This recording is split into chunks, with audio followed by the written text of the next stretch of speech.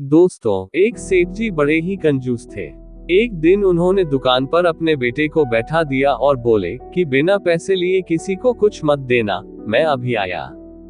अकस्मात एक संत आए जो अलग अलग जगह से एक समय की भोजन सामग्री लेते थे। लड़के से कहा, बेटा जरा नमक दे दो। लड़के ने संत को डिब्बा खोलकर एक चम्मच नमक दे दिया। सेठ जी आए तो देखा कि डिब्बा खुला पड़ा था। सेठ जी ने बेटे से पूछा कि क्या बेचा? बेटा बोला, एक संत जो तालाब पर रहते हैं, उनको एक चम्मच नमक दिया था। सेठ का माथा ठनका। वो बोले, अरे मूर्ख, इसमें तो जहरीला पदार्थ है। अब सेठ जी भागकर संत के पास गए। तब तक संत भोजन बनाकर भगवान का भोग लगाकर खाने की थाली लेकर बैठ चुके थे। सेठ जी दूर से ही बोले, महाराज रुकिए, आप जो नमक लाए थे, नमक नहीं था बल्कि जहरीला पदार्थ था। कृपा करके आप ये भोजन न करें।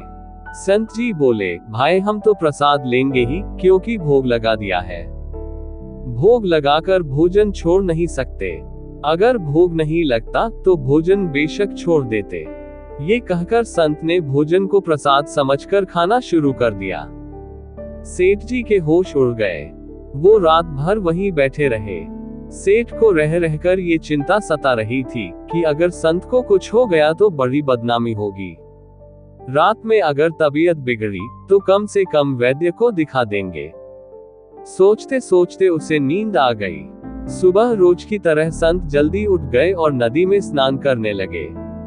सेठ जी ने कहा, महाराज तबीयत तो ठीक है। संत बोले, भगवान की कृपा है। इसके बाद वे पूजा के लिए मंदिर चले गए। जैसे ही संत ने मंदिर का द्वार खोला तो देखा कि भगवान के श्री विग्रह के दो भाग हो गए हैं और शरीर काला पड़ गया है। ये देखते ही सेठ को सब समझ आ गया कि भक्त के अटल विश्वास को देखकर भगवान ने भोजन का जहर भोग के रूप में स्वयं ग्रहण कर लिया और भक्त को प्रसाद ग्रहण कराया। इसके बाद सेठ ने तुरंत घर जाकर बेटे को दुकान सौंप दी और स्वयं संत की शरण में आकर भगवान की भक्ति करने लगा। ये कहानी आपको कैसी लगी हमें कमेंट करके अवश्य बताएं। धन्यवाद।